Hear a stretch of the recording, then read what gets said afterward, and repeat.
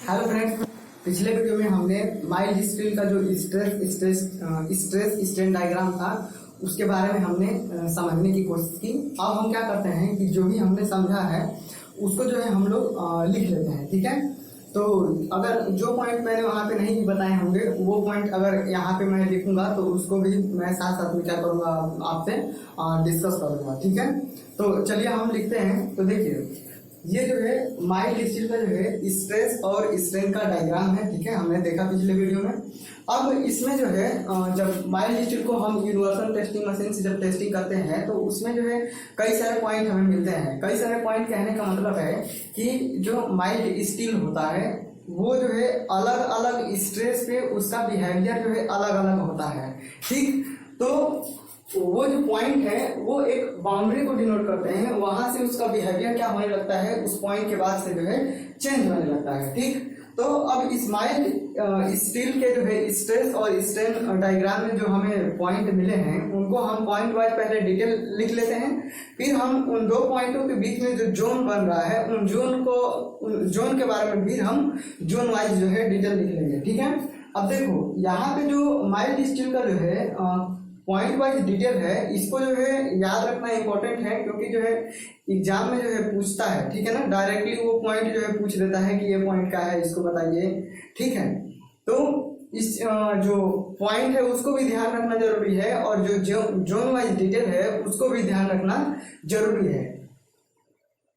बाहर बारिश हो रही है तो थोड़ा सा हो सकता है कि शोर आ रहा हो।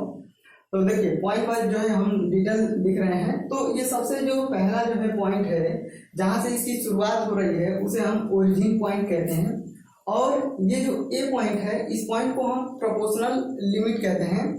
फिर जो ए डैश पॉइंट है, ए डैश, इसे हम कहते हैं इलास्टिक लिमिट पॉइंट। ठीक है ना, पिछले वीडियो में हमने पूरे डिटेल से इसको डिस्कस किया है। फिर जो बी पॉइंट है वो क्या है, अपर यील्ड पॉइंट है, अपर यील्ड पॉइंट। और जो सी पॉइंट है वो क्या है, लोअर यील्ड पॉइंट है। ठीक, तो देखिए एक चीज आप इसको अपने भाषा में जो है लिख लेना है। यील्ड पॉइंट क्या होता है, यील्ड मतलब होता है कि ऐसा बिंदु जहां से क्या करे कि जो मटेरियल होता है हमारा वो एक कांस्टेंट स्ट्रेस पे क्या करे कि वो बढ़ने लगे, उसी पॉइंट को हम कहते हैं यील्ड पॉइंट। ठीक है, यील्डिंग का मतलब होता है कि बढ़ने लगना। तो ये जो अपर यील्ड पॉइंट है वहां पे अपर कहने का मतलब कि यहाँ पे जो है स्ट्रेस का मान है वो ज्यादा है, और लोअर कहने का मतलब कि यहाँ जो स्ट्रेस का मान है ये कम है। तो इसी वजह से अपर यील्ड पॉइंट और लोअर यील्ड पॉइंट। और अपर यील्ड पॉइंट कह रहे हैं तो आप देख रहे हो कि यहाँ के बाद से क्या हो रहा है कि स्ट्रेस का मान घटने लग रहा है, लेकिन स्ट्रेन क्या हो रहा है, स्ट्रेन का मान जो है बढ़ ही रहा है। तो स्ट्रेन बढ़ने का मतलब कि ये जो मार्कर है, अगर हम कहें कि इसका जो है स्ट्रेन का मान बढ़ रहा है तो इसकी कुछ लंबाई है। अब स्ट्रेन कैसे बढ़ेगा, स्ट्रेन होता है कि लंबाई में वृद्धि या लंबाई में कमी अपन ओरिजिनल लंबाई। तो ये जब इसकी लंबाई में वृद्धि होगी तभी ना ये स्ट्रेन का मान बढ़ेगा, और जो ओरिजिनल लंबाई है वो तो कांस्टेंट रहेगी हमेशा। समझ रहे हैं, तो क्या होगा कि इस पॉइंट के बाद से क्या होगा कि एक कांस्टेंट स्ट्रेस से जो है उसकी जो है स्ट्रेन में वृद्धि होती है। तो जो यील्डिंग पॉइंट होता है वो यील्डिंग पॉइंट ऐसा पॉइंट होता है कि जो मटेरियल होता है उसमें हम स्ट्रेस को न भी बढ़ाएं तो भी क्या होता है कि मटेरियल की जो लेंथ होती है वो जो है बढ़ने लगती है। ठीक है, तो उसे हम यील्ड पॉइंट कहते हैं या यील्डिंग कहते हैं। ठीक है ना, अब देखो एक चीज और अपने नोट्स में जो है उसको नोट कर लेना, मैं उसको लिखाऊंगा नहीं। जो माइल्ड स्टील होता है, माइल्ड स्टील का जो यील्ड स्ट्रेंथ हम लेते हैं, हम लोग जब स्टील पढ़ते हैं तो वहां पे माइल्ड स्टील के लिए यील्ड स्ट्रेंथ लेते हैं, और जब हम आरसीसी पढ़ते हैं तो वहां पे भी माइल्ड स्टील के लिए यील्ड स्ट्रेंथ लेते हैं। तो यील्ड स्ट्रेंथ के आधार पर हम उसकी टेंशन स्ट्रेंथ और शियर स्ट्रेंथ और कंप्रेसिव स्ट्रेंथ हम लोग कैलकुलेट करते हैं। ठीक है ना, FE 250, FE 415, FE 500। ठीक है, तो जो माइल्ड स्टील का जो हम यील्ड स्ट्रेंथ लेते हैं, माइल्ड स्टील के लिए जो यील्ड स्ट्रेंथ लेते हैं हम लोग, वो जो है लोअर यील्ड पॉइंट जो होता है उससे संबंधित जो स्ट्रेस होता है उसी को हम लोग माइल्ड स्टील का जो है यील्ड स्ट्रेंथ कहते हैं। ठीक है ना, अब देखो ये जो ए पॉइंट है और ये जो सी पॉइंट है ये दोनों जो है लगभग एकदम एक समान है। ठीक है ना, लग रहा है कि जैसे एक ही बिंदु पे टच कर रहा है। तो इसी वजह से ये जो लोअर यील्ड पॉइंट है और ये होता है, ये दोनों लगभग एक ही समान होता है, एक ही जगह पे होते हैं। तो इसी वजह से ये जो लोअर यील्ड पॉइंट से संबंधित जो स्ट्रेस होता है सिग्मा वाई, इसी को हम लोग क्या कहते हैं, माइल्ड स्टील की जो है यील्ड स्ट्रेंथ कहते हैं। तो अभी जो मैंने ये पॉइंट आपको बताया, ये ध्यान रखने वाला है, इसको याद करने वाला है, ये जो है एग्जाम में पूछता है और पूछेगा, ठीक। तो माइल्ड स्टील के लिए जो हम लोग इस यील्ड स्ट्रेंथ लेते हैं वो लोअर यील्ड पॉइंट होता है, ठीक है ना। लोअर यील्ड पॉइंट से संबंधित जो स्ट्रेस है वही हमारा क्या होता है, माइल्ड स्टील का यील्ड स्ट्रेंथ होता है। अब हम जब Fe 415 की बात करेंगे, Fe 500 की बात करेंगे, Fe 550 की बात करेंगे, तो उसमें जो उसका जो डायग्राम बनता है, जो स्ट्रेस का जो कर्व बनता है वो अलग बनता है। जब हम इसको पढ़ लेंगे पूरा तो उसके लिए मैं जो कर्व बनता है वो आपको बताएंगे, ठीक है। तो लोअर यील्ड पॉइंट हो गया। अब क्या है, डी वाला पॉइंट क्या है, स्ट्रेन हार्डनिंग पॉइंट। हार्डनिंग का मतलब है, समझ ही रहे हैं कि यहाँ से देखो स्ट्रेन का मान क्या हो रहा है, बढ़ रहा है, और इसके बाद से मटेरियल का जो यील्ड स्ट्रेंथ है, यील्ड स्ट्रेंथ कहें या कहें कि स्ट्रेस कहें, तो अब ऐसा हो रहा है कि मटेरियल एक पॉइंट के बाद से क्या हो रहा है, जो हमारा माइल्ड स्टील है, एक पॉइंट के बाद से क्या हो रहा है कि हम स्ट्रेस की वैल्यू कम कर रहे हैं तो भी उसमें स्ट्रेन हो रहा है, यानी कि उसकी लंबाई बढ़ रही है। फिर एक पॉइंट के बाद से क्या हो रहा है कि हम स्ट्रेस की वैल्यू को कांस्टेंट कर दे रहे हैं, फिर भी उसकी लंबाई बढ़ रही है। फिर एक पॉइंट के बाद से क्या हो रहा है कि अब क्या हो रहा है कि स्ट्रेन भी बढ़ रहा है, साथ साथ में स्ट्रेस की वैल्यू भी बढ़ने लग रही है। तो इसे हम कहते हैं स्ट्रेन हार्डनिंग पॉइंट, क्योंकि यहाँ के बाद से मटेरियल जो है वो उसके ऊपर जो है एक एनर्जी की लेयर बन जाती है और वो जो है हार्ड होने लगता है, ठीक है। और उसी कारण से इसमें जो है स्ट्रेस सहने की क्षमता जो है ज्यादा आ जाती है। ये जो ई पॉइंट है, ये ई पॉइंट है, इसे हम अल्टीमेट पॉइंट कहते हैं। एफ क्या है, नेकिंग पॉइंट है, और जी क्या है, ब्रेकिंग पॉइंट है। देखो एक बात समझना, मैं किसी भी बात को जो है 2 बार 3 बार जो है घुमा के बोल रहा हूँ, और पिछले वीडियो में मैंने भी बोला था और फिर दोबारा यही वीडियो में बोल रहा हूँ। तो देखो मैं तो अपने वो जो मोबाइल है उसमें रिकॉर्ड करता हूँ, ठीक है ना, मुझे कोई दिख नहीं रहा है। तो मेरा पर्पज क्या है कि मैं जो भी बोल रहा हूँ वो आपको समझ में आना चाहिए, ठीक है। अगर आप लोग, अगर कोई लड़का होता है या कोई भी अगर सामने बैठ के पढ़ रहा होता तो मैं उससे जब बोलता तो वो समझ जाता, तो वो कहता कि हाँ मुझे समझ में आ गया, आप आगे बढ़ो, या उसके चेहरे से समझ में आ जाता। और मुझे तो केवल मोबाइल में बोलना है और पता नहीं कि कोई देख भी रहा है कि नहीं देख रहा है। तो इस वजह से जो है मैं कई बार जो है एक ही शब्द को ज्यादा बार बार बोलूंगा, तो आप जो है परेशान मत होना, ठीक है। तो अब हमने पॉइंट वाइज जो है डिटेल देख लिया है, अब हम लोग जोन वाइज डिटेल पढ़ेंगे, ठीक। तो जो O और A के बीच में जो पॉइंट जोन बनता है, O और A के बीच में जो जोन बनता है उसे हम कहते हैं प्रोपोर्शनल जोन, प्रोपोर्शनल जोन कहते हैं। और इसमें जो है पिछले वीडियो में हमने पढ़ा था कि जो स्ट्रेस होता है वो स्ट्रेन के डायरेक्टली प्रोपोर्शनल होता है। और हुक ने जो अपना नियम दिया था वो भी यही दिया था कि जो है क्या बोला था उन्होंने कि जो स्ट्रेस होता है वो स्ट्रेन के जो है डायरेक्टली प्रोपोर्शनल होता है, ठीक। लेकिन माइल्ड स्टील के केस में जो है ये पॉइंट ए जो होता है यही वो क्या होता है, वैलिड होता है। देखो झिंगुर सिला है यार। तो माइल्ड स्टील के केस में क्या होता है कि जो स्ट्रेस होता है स्ट्रेन के डायरेक्टली प्रोपोर्शनल केवल जो है पॉइंट ए तक ही होता है। अभी तो प्रोपोर्शनल जोन में जो है क्या होता है, स्ट्रेस होता है वो स्ट्रेन के क्या होता है, डायरेक्टली प्रोपोर्शनल होता है, ठीक है। इस जोन में प्रतिबल जो है, प्रतिबल को इंग्लिश में जो है स्ट्रेस कहते हैं, विकृति को कहते हैं स्ट्रेन। तो प्रतिबल जो है विकृति के क्या होता है, सीधे समानुपाती होता है, यानी कि डायरेक्टली प्रोपोर्शनल होता है, अर्थात हुक्स लॉ जो है क्या होता है, पूर्णतः लागू होता है, ठीक है। तो हुक्स लॉ लागू होने के लिए जो है 3 जो है शर्तें हैं, 4 शर्तें हैं एक्चुअल में, लेकिन हम लोग यहाँ पे 3 ही पढ़ रहे हैं, ठीक है। तो हुक्स लॉ लागू होने के लिए जो है 3 शर्तें हैं। पहला क्या है कि जो मटेरियल होता है हमारा वो लीनियर इलास्टिक होना चाहिए, ठीक है। लीनियर इलास्टिक का क्या मतलब है वो हम लोग ग्राफ में वहां पे देख लेंगे। और इसके बाद से दूसरा क्या शर्त है कि मटेरियल क्या होता है, होमोजीनियस होना चाहिए, ठीक है ना। तो होमोजीनियस का जो डिफिनेशन है, होमोजीनियस क्या होता है, और ये तीसरा पॉइंट क्या है, मटेरियल हमारा जो है आइसोट्रोपिक होना चाहिए। तो होमोजीनियस और आइसोट्रोपिक क्या होते हैं इसको हम आगे डिफिनेशन जब पढ़ेंगे इनकी तो वहां पे समझ लेंगे, ठीक। अब देखो लीनियर इलास्टिक कहने का क्या मतलब है कि जो हमारा मटेरियल है, जैसे जैसे हम स्ट्रेस बढ़ाएंगे वैसे वैसे क्या होगा कि हमारा स्ट्रेन भी बढ़ना चाहिए, ठीक है ना। तो ये जो हमारी लाइन मिलेगी, यहाँ पे जो कर्व मिलेगा, स्ट्रेस स्ट्रेन का जो डायग्राम मिलेगा, वो जो है एकदम जो है लीनियर होना चाहिए, रेखीय होना चाहिए, ऐसा जो है कर्व नहीं होना चाहिए। देखो यहाँ पे देख रहे हैं तो यहाँ से O से और A के बीच में एकदम स्ट्रेट लाइन है, समझ रहे हैं ना। और इसके बाद से क्या हो रहा है कि ये कर्व होना जो है शुरू हो रहा है। तो मटेरियल लीनियर इलास्टिक होना चाहिए, यानी कि वो जो ग्राफ मिलेगा उसका वो जो है वो लीनियर होना चाहिए, ठीक है। तो यहाँ पे देखो, इस कर्व में देखो स्ट्रेन बढ़ रहा है और इसके बाद से स्ट्रेस बढ़ रहा है, ठीक है। और ये O से A, जो ए पॉइंट है, ये क्या है, प्रोपोर्शनल लिमिट पॉइंट है, ठीक है ना, प्रोपोर्शनल लिमिट पॉइंट। तो इसके बीच में अगर हम यहाँ पे जो है ऐसे कर करके और tan थीटा निकालेंगे, तो tan थीटा बराबर क्या होता है, लंब बटे आधार, ठीक। तो यहाँ पे जो है कुछ इसका स्ट्रेस होगा, ठीक है ना, इस स्ट्रेस को यहाँ पे कर देंगे और इधर कर देंगे, आधार क्या है हमारा, स्ट्रेन है। तो tan थीटा बराबर हम क्या लिखेंगे, मान लो कि स्ट्रेस क्या है सिग्मा और आधार क्या है, स्ट्रेन है एप्सिलॉन, ठीक है। इसे हम एप्सिलॉन कहते हैं, इसे सिग्मा कहते हैं। तो tan थीटा बराबर लंब बटे आधार, तो लंब क्या हो गया स्ट्रेस और स्ट्रेन क्या हो गया, आधार क्या हो गया हमारा स्ट्रेन, ठीक है। तो ये जो tan थीटा होता है इसी को हम लोग क्या कहते हैं, इलास्टिसिटी कहते हैं। tan थीटा को क्या कहते हैं हम लोग, इलास्टिसिटी कहते हैं, ठीक है।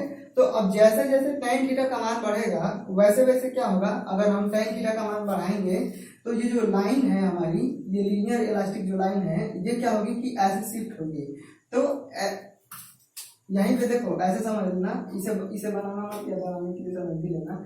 ऐसे जो लाइन है हमारी ऊपर की तरफ शिफ्ट हो जाएगी और जो क्या होगा यहाँ पे कि स्ट्रेन का मान जो है, स्ट्रेस का मान क्या हो गया कि इतना बढ़ गया और स्ट्रेन का मान हो गया कम हो गया। तो ये ऊपर वाली वैल्यू बढ़ रही है और नीचे वाली वैल्यू क्या हो रही है, घट रही है, यानी कि tan थीटा का मान बढ़ रहा है और tan थीटा में बढ़ रहा है, तो यानी कि थीटा का मान हमारा बढ़ रहा है। अगर थीटा का मान देखोगे तो यहाँ पे बढ़ गया, यानी कि थीटा का मान बढ़ने पे क्या हो रहा है कि हमारा जो मटेरियल है वो इलास्टिक हो रहा है, ठीक है ना। तो थीटा का मान जितना ज्यादा होगा हमारा मटेरियल जो है उतना ही इलास्टिक होगा, ठीक है। तो ये जो इलास्टिसिटी है, मटेरियल की जो इलास्टिसिटी की जो प्रॉपर्टी है वो जो है थीटा के समानुपाती होती है। तो अगर हम किसी भी मटेरियल का जो है यूनिवर्सल टेस्टिंग मशीन से टेस्टिंग करते हैं और उसमें जो है स्ट्रेस स्ट्रेन डायग्राम में जो थीटा का मान है वो जितना ज्यादा आएगा तो हम कह सकते हैं कि मटेरियल हमारा उतना ही क्या है, ज्यादा इलास्टिक है। अगर थीटा का मान कम आ रहा है तो मटेरियल हमारा क्या है, उतना इलास्टिक नहीं है, समझ रहे हैं। तो ज्यादा इलास्टिक होने से और कम इलास्टिक होने का क्या मतलब है, अगर हमारा मटेरियल ज्यादा इलास्टिक रहेगा तो इसका मतलब ये हुआ कि उस मटेरियल में हमें डिफॉर्मेशन करने के लिए ज्यादा स्ट्रेस की जरूरत पड़ेगी। अगर हमारा मटेरियल जो है कम इलास्टिक है, मतलब लो इलास्टिक मटेरियल है, तो इसका मतलब है कि उसमें डिफॉर्मेशन करने के लिए हमें कम स्ट्रेस की जरूरत पड़ेगी, ठीक है। या ऐसे कहें कि कोई लो इलास्टिक मटेरियल है तो उसमें हम थोड़ा ही स्ट्रेस लगाएंगे तो उसमें जो डिफॉर्मेशन होगा या उसमें जो स्ट्रेन का मान होगा वो बहुत ज्यादा हो जाएगा।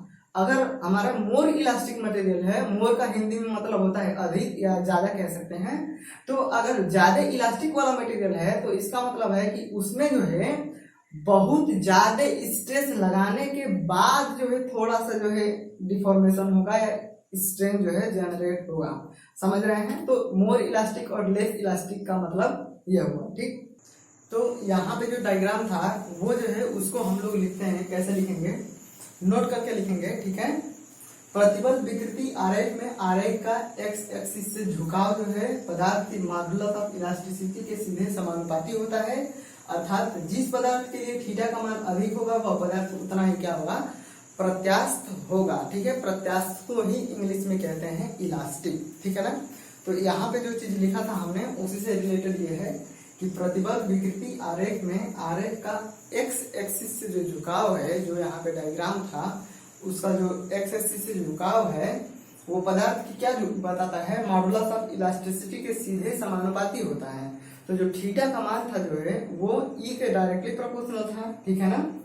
तो जिस पदार्थ के लिए थीटा का मान जितना ही अधिक होगा वह पदार्थ क्या होगा, उतना ही क्या होगा, ज्यादा इलास्टिक होगा। वो चीज हमने देखा था। अब देखो यहाँ पे अलग अलग प्रकार के मटेरियल हैं और उनकी जो है इलास्टिसिटी जो है थीटा के आधार पर जो है हम लोग देखते हैं, ठीक है। तो सबसे पहला जो मटेरियल है हमारा क्या है, वो रबर है। ठीक, तो रबर का अगर आप यहाँ पे डायग्राम देखोगे तो यहाँ पे जो थीटा का मान इसका और ये एक्स एक्सिस है और ये वाई एक्सिस है, ठीक है ना। तो रबर मटेरियल के लिए जो इसका एक्स एक्सिस से झुकाव है वो क्या है, कम है, सबसे कम है। यहाँ पे जितने भी सारे ग्राफ आपको दिख रहे हैं उन सब में क्या है, ये सबसे कम है। ठीक, अगर हम कंक्रीट की बात करें, कंक्रीट कहने का मतलब है, आप एक चीज जो है दिमाग में बैठा लेना, आप जब डिप्लोमा में होते हो तो कंक्रीट जो है नई शब्द सुनने को मिलती है और आप सोचते हो कि ये तो जो बालू में हम लोग कंकर नहीं देखते हैं वही क्या है, कंकर वाला कंक्रीट है, समझ रहे हैं ना। तो ये वो वाला कंक्रीट नहीं है। देखो मैं बता देता हूँ, क्योंकि मैं जब भी डिप्लोमा में गया था, मैंने जब डिप्लोमा में गया था तो मुझे भी यही लग रहा था। तो कई सारे लोगों को जो कंफ्यूजन हो सकता है। तो कंक्रीट जब हम कहते हैं तो सिविल इंजीनियरिंग में कंक्रीट कहने का मतलब है कि सीमेंट, वाटर, सैंड और जो कोर्स एग्रीगेट होता है, गिट्टी, जिसे हम गिट्टी बोलते हैं, उस सबका जो मिक्सचर होता है उसे हम कंक्रीट कहते हैं। ठीक है, तो अगर हम कंक्रीट की बात करें तो कंक्रीट के लिए जो थीटा का मान है वो थोड़ा सा अधिक है। और अगर हम वुड की बात करें, वुड मतलब लकड़ी की बात करें, तो उसके लिए थीटा का मान देखो थोड़ा सा और बढ़ जा रहा है। अगर एल्यूमिनियम की बात करें तो इसके लिए थीटा का मान जो है और बढ़ रहा है।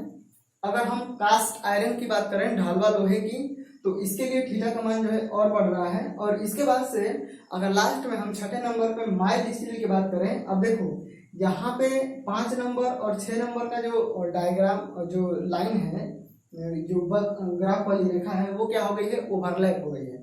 लेकिन जब आप लोग बनाना तो ये जो छठे नंबर की जो रेखा है, इसका जो यहाँ से जो कोण बनेगा वो सबसे ज्यादा रहना चाहिए। ठीक है ना। तो माइल्ड स्टील के लिए जो यहाँ से एक्स एक्सिस से जो इसका एंगल बनता है वो इन सारे ग्राफों में क्या होता है, सबसे ज्यादा होता है। ठीक है, तो जिसका जो है एक्स एक्सिस से झुकाव जिसका ज्यादा है उसकी इलास्टिसिटी क्या है, सबसे ज्यादा है। और जिसका कम है उसकी इलास्टिसिटी क्या है, सबसे कम है। क्योंकि जो हमने यहाँ पे ग्राफ देखा था तो उसमें क्या था, जो इलास्टिसिटी थी जो ई, वो क्या थी, tan थीटा के डायरेक्टली प्रोपोर्शनल थी। तो अगर थीटा का मान बढ़ेगा तो tan थीटा का मान बढ़ेगा, और अगर tan थीटा का मान बढ़ रहा है तो इलास्टिसिटी बढ़ेगी। ठीक है, तो यहाँ पे अगर हम इसको एक क्रम में लिखना चाहें तो यहाँ पे ऐसा लिख सकते हैं कि जो E6 मटेरियल है, E6 का मतलब है कि माइल्ड स्टील, तो माइल्ड स्टील जो है सबसे ज्यादा इलास्टिक है। फिर सेकेंड नंबर पे जो जिसका थीटा का मान किसका कम है, 5 नंबर यानी कास्ट आयरन का, तो वो जो है इससे कम इलास्टिक है। फिर 4 नंबर पे एल्यूमिनियम है तो वो इससे कम है। फिर 3 नंबर पे ये जो है इन तीनों से कम है। फिर 2 नंबर पे इन चारों से कम है 2 नंबर, और सबसे 1 नंबर जो है वो सबसे कम है। यानी कि जो रबर होता है वो सबसे कम इलास्टिक होता है। अब कम इलास्टिसिटी का मतलब मैंने समझाया आपको कि उसमें क्या होगा कि हम थोड़े से स्ट्रेस लगाएंगे तो उसमें क्या होगा कि डिफॉर्मेशन ज्यादा हो जाएगा। तो रबर को हम कैसे खींचते हैं, हमें ज्यादा जोर लगाने की नहीं पड़ती, ज्यादा जोर लगाने की जरूरत नहीं पड़ती, और रबर जो है बहुत इतना ज्यादा लंबा हो जाता है। और वहीं आप जो है एक लोहे का सरिया लेकर के और इस लगाओ तो देखो उसके लिए आपको जो है बहुत ज्यादा ताकत की जरूरत पड़ेगी, हाथ से तो होगा ही नहीं वो। ठीक है, तो यही होता है हमारा इलास्टिसिटी, वो कितना जो है विरोध कर रहा है अपनी लंबाई के बढ़ने में। ठीक है, ये हो। अब देखो जो चीज हमने पढ़ा, अब देखो यहाँ पे एक चीज जो है इसको ध्यान रखना, ये जो जितने भी सारे ग्राफ है बने हुए हैं, इसमें जितने भी सारे कर्व हैं, अगर आप इन सबको जो है इनका क्रम याद कर लेते हो तो जो है आपको जो है कंपटीशन में जो है आपको इनसे जो है क्वेश्चन देखने को मिलता है। और इसमें जो है तुलना करके पूछेगा कि जो है कंक्रीट की इलास्टिसिटी ज्यादा होती है कि वुड की इलास्टिसिटी ज्यादा होती है। तो अगर आपको ये ग्राफ याद रहेगा, दिमाग में फिट रहेगा, तो आप सीधे सीधे आपके दिमाग में ग्राफ आएगा और आप देखोगे कि जो वुड का जो ग्राफ होता है वो तो ऊपर होता है और कंक्रीट का नीचे होता है, यानी कि जो वुड होता है वो मोर इलास्टिक मटेरियल है। ठीक है ना। तो इस ग्राफ को जो है याद रखना है, याद रखने वाली बात है ये, और ये इंपॉर्टेंट भी है, एग्जाम में इससे क्वेश्चन आएंगे। नहीं याद रखेंगे तो फिर आप जाने। देखो तो यहाँ पे ये डी लिखा हुआ है और यहाँ पे बी लिखा हुआ है। बी का मतलब है कि ब्रिटल मटेरियल और डी का मतलब होता है कि डक्टाइल मटेरियल। तो अब ये ब्रिटल मटेरियल क्या होते हैं और डक्टाइल मटेरियल क्या होते हैं ये हम आगे पढ़ने वाले हैं। ठीक है ना। तो साथ साथ में ये भी ध्यान रख लेना कि कौन सा ब्रिटल है और कौन सा डक्टाइल है। तो कास्ट आयरन क्या है, ब्रिटल मटेरियल है, और माइल्ड स्टील क्या है, डक्टाइल है, और एल्यूमिनियम क्या है, डक्टाइल है। तो इस चीज को भी ध्यान रखना। और इसे यहाँ पे देखो जगह की कमी होने के कारण मैंने केवल बी और डी लिखा है, आप लोग पूरा लिख लेना ब्रिटिल और डक्टाइल, ठीक। अब देखो जो चीज हमने पढ़ा है वही को यहाँ पे लिखा है, वह पदार्थ जो अधिक बल लगाने पर बहुत कम डिफॉर्म होते हैं। डिफॉर्मेशन कहने से मतलब है कि उसकी लंबाई में कमी या वृद्धि, ठीक है ना, उसी को हम डिफॉर्मेशन कहते हैं। और उसी को हम कहते हैं कि स्ट्रेन। जब डिफॉर्मेशन होगा तो उसको हम जब एक स्ट्रेन के फॉर्म में लिखेंगे तो उसमें स्ट्रेन जनरेट होगा। तो बहुत क्या है, वह पदार्थ जो अधिक बल लगाने पर बहुत कम जो डिफॉर्म होते हैं के लिए जो है थीटा का मान क्या होता है, अधिक होता है। तो हम जो है जिस पदार्थ पे फोर्स लगा रहे हैं और वो बहुत कम जो है डिफॉर्मेशन हो रहा है उसमें, यानी कि हम जो है बहुत ज्यादा बल लगाएंगे तो जो थीटा का मान होगा वो जो है बढ़ जाएगा। क्यों? क्योंकि स्ट्रेस उसमें ज्यादा लगेगा और स्ट्रेन कम होगा, तो जाहिर सी बात है कि थीटा का मान बढ़ जाएगा। तो थीटा का मान बढ़ गया यानी कि क्या हो गया, वो पदार्थ हमारा मोर इलास्टिक हो गया। मोर का मतलब होता है अधिक, ठीक है, यानी कि वो जो पदार्थ है वो हमारा क्या है, ज्यादा इलास्टिक है, ठीक है ना। इसके विपरीत जिन पदार्थों को कम बल लगाकर जो है अधिक डिफॉर्म किया जा सकता है के लिए जो थीटा का मान होता है वो कम होता है, अर्थात जो हमारा पदार्थ है वो क्या है, लेस इलास्टिक पदार्थ है, ठीक। अब एग्जांपल की बात करें तो इसी ग्राफ में देख लो कि जो रबर है वो एल्यूमिनियम और स्टील और कह लें कॉपर भी हमारा क्या होता है, ये मोर इलास्टिक मटेरियल है। यहाँ पे ग्राफ में नहीं है वो। तो रबर जो होता है वो इन तीनों मटेरियल से क्या है, बहुत कम इलास्टिक मटेरियल है, ठीक है ना। तो अभी तक तो हमने जो है प्रोपोर्शनल लिमिट से संबंधित और इलास्टिसिटी से संबंधित जो भी लिखा था हमने लिखा। अब हम आगे लिखते हैं इन प्रोपोर्शनल जोन जो है क्या होता है वो हम